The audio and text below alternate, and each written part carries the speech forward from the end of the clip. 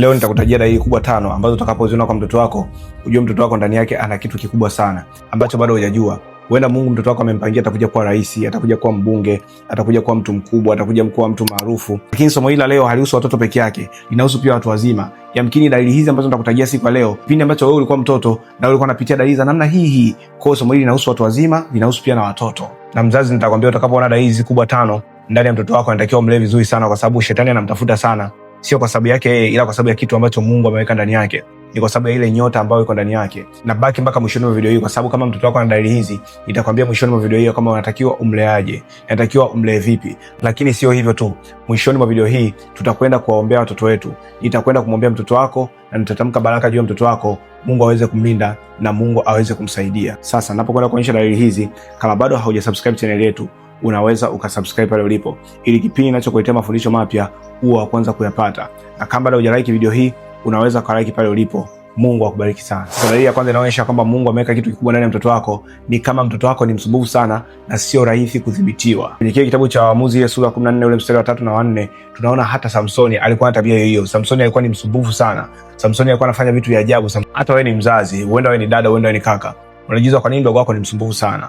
Kwa nini mtoto wako ni msumbufu sana? Mbona wewe mtoto wako ni msumbufu sana tofauti na watoto wengine? Mbona watoto wengine wakusumbua kama huyo? Ni kwa sababu Mungu ameweka kitu kikubwa ndani yake. Huyo mtoto ndani yake ana kitu kisichokuwa cha kawaida. Kwa hiyo shetani anachokifanya, anaweka roho usumbufu ndani yake ili akusumbue wewe, ili wewe kama mzazi utamke vitu vya ajabu, ili kama wewe mzazi umkatie tamaa, ili kama wewe mzazi uone huyu mtoto ni kama mkosi kwako na sio baraka kwako. Unaona hata Samsoni alikuwa ni msumbufu kweli kweli. Babake anamwambia usiende Timna, Samsoni anaenda Timna. Wazazi wake na Samsoni anamkataza Samsoni asichukue binti wa Kifilisti, lakini Samsoni anachukua binti wa Kifilisti bado. Yaani Samsoni alikuwa ni mtu msumbufu sana. Kwa nini? Ni kwa sababu ya kitu ambacho Mungu ameweka ndani yake. Na ndio maana shetani alikuwa anapanda roho ya usumbufu ndani yake ili kuwasumbua wazazi wake wamkatie tamaa, ili watu wa karibu wamchukie, ili watu wa karibu wasimthamini. Angalia watu wengi ambao walikuwa wamechaguliwa kwenye Biblia, walikuwa ni watu ambao ni wasumbufu. Kwa mfano Daudi alikuwa ni mtoto mdogo sana, lakini bado alikuwa anang'ania kwenda kwenye vita, mpaka kaka zake wakawa wanamfukuza. Angalia watu wote waliochaguliwa walikuwa na tabia moja ya usumbufu. Usumbufu haimaanishi kwamba mtoto wako ana kiburi, hapana. Huenda mtoto wako ni mzuri kabisa, lakini kuna kitu ambacho shetani anapanda ndani yake. Kuna jambo ambalo shetani anapanda ndani yake ili aweze kufeli, ili aweze kukwama. Sasa dalili pia ambayo inaonyesha mtoto wako ndani yake ana kitu kikubwa sana, kitu kisichokuwa cha kawaida, ni mtoto kuota ndoto zisizokuwa za kawaida. Kitabu cha Danieli sura 2 na ule mstari wa 19. Unapoona mtoto wako anakuambia, mama, nimeota leo nimesimama mbele ya watu wengi. Mama, leo nimeota napiga sana watu. Mama, leo nimeota nafanya hivi. Mama, leo nimeota napaa. Ni katoto kadogo, lakini kanakwambia mama, leo nimeota napaa. Mtoto wako kwanza yuko mdogo alikuwa anaota ndoto nyingi, alikuwa anaota vitu vingi. Unapoona mtoto wako anaota ndoto zisizokuwa za kawaida, anaota ndoto za vitu vikubwa, anaota ndoto za kuwa mtu mkubwa, hii inamaanisha kwamba Mungu amemuita mtoto wako kwa ajili ya kufanya vitu vikubwa.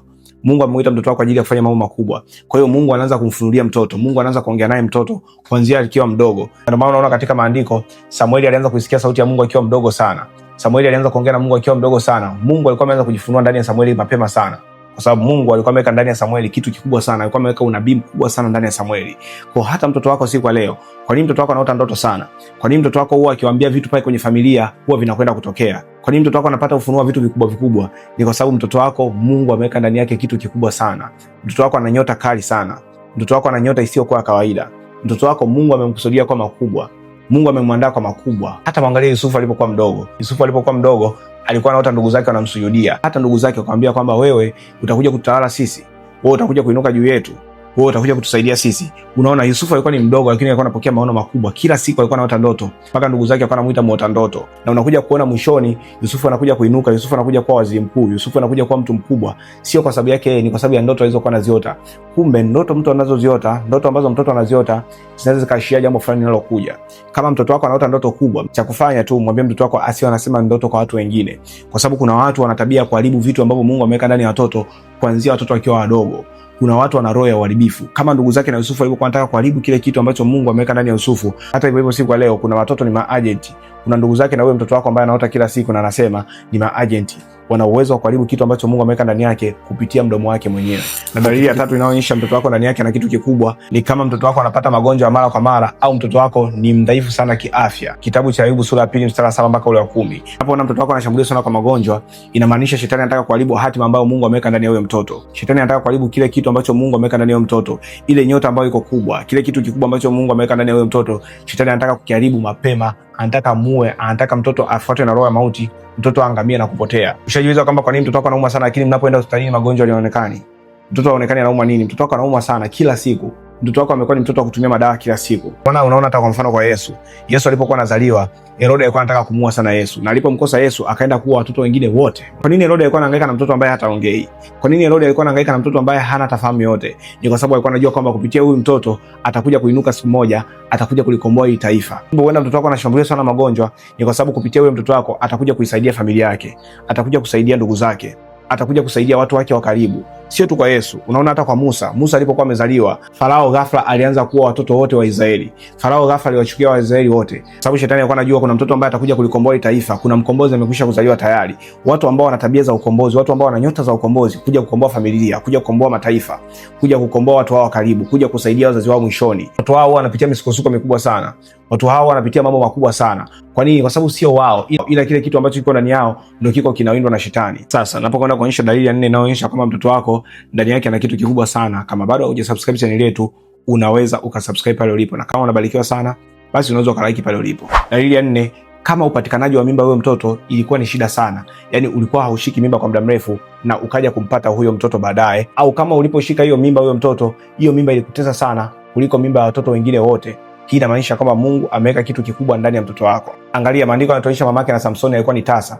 Kwa nini shetani alitupa utasa kwenye tumbo la mamake na Samsoni? Kwa sababu Samsoni alikuwa anajua kwenye hili tumbo la huyu mama atatoka mkombozi wa Israeli. Kwenye hili tumbo la huyu mama atatoka mtu atakayewasaidia watu, atatoka mtu ambaye atakuwa ni furaha ya watu, atatoka mtu ambaye atakuwa ni faraja ya watu, atatoka mtu ambaye atalikomboa taifa kutoka katika utumwa. Kumbe kuna wanawake wengine wanafungwa matumbo yao kwa sababu kutoka katika matumbo yao Mungu amepangia kwamba watatoa vitu vikubwa, watatoa watu wakubwa, watatoa marais, watatoa wakombozi wakubwa, watatoa wasaidizi wa hatima za watu, watatoa madaktari, watatoa watu ambao watalibeba hii taifa au watazibeba familia zao kwa namna moja ama nyingine. Kwa hiyo shetani anachokifanya, analoga lile tumbo la huyo mama. Nenda hospitalini na kwambia tumbo lako halina shida, kizazi chako hakina shida, kwa sababu wachawi wanajua kwamba wewe ndani yako utakuja kubeba kitu kikubwa sana.